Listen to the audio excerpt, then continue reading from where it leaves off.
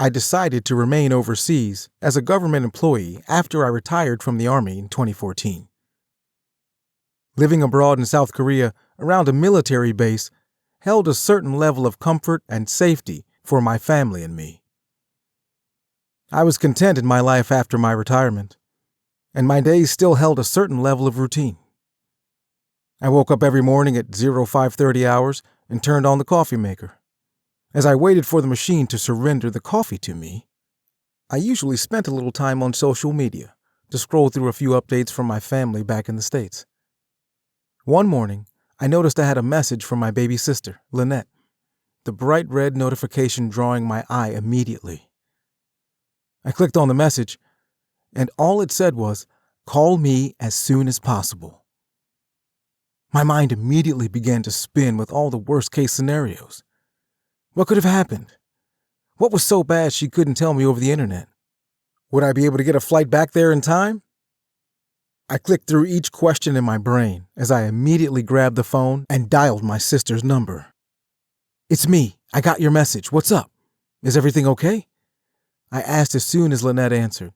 I tried to remain calm and stay focused. "Our father passed," she announced. A strange numbness overtook me when I heard the news. I wasn't quite sure how I felt about this new information, and it took a moment for me to realize I hadn't yet said anything. Oh. It wasn't much, but it was all I could think to say right then. "He died 3 weeks ago," she said. "The prison officials couldn't have told us sooner." Yeah, they could have, I agreed, latching onto annoyance at the slow pace of the U.S. prison system as a tangible emotion I could handle at the moment. We later learned that my father's prison counselor, who had previously been great at contacting me over the years, had been unable to reach me because I hadn't yet updated my contact information after leaving for South Korea. My brother hadn't spoken to our father since the fire, which had left my sister as the only other contact. There had been a mix-up at the prison regarding the phone numbers she had given them, which led to the long delay. Our father had died alone from heart failure due to a combination of complications from diabetes and high blood pressure.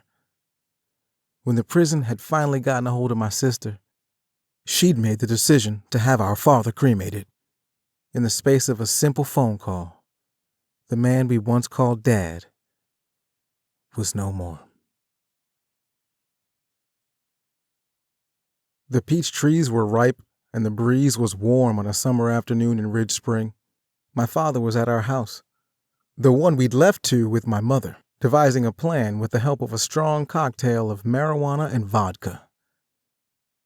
The house sat in the middle of a cornfield, about a quarter of a mile away from the main road, from which you could just see the top of the chimney peeking out. There was a screened porch around the back that led into the kitchen, and the front porch stretched from end to end. The perfect spot to enjoy a night such as this one. The wooden planks squeaked under my father's feet as he surveyed the house with his faded paint. The windows were nailed shut, had been for some time.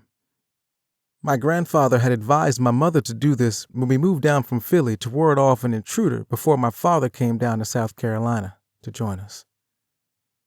But as it turned out, the most dangerous person to the family had been willingly ushered in through the front door. My father circled the house, checking the windows, and was satisfied to find the nails were all still in place. He moved on to the next task and ripped the stove and clothes dryer away from the kitchen wall, severing the gas lines and allowing the fumes to seep into the house.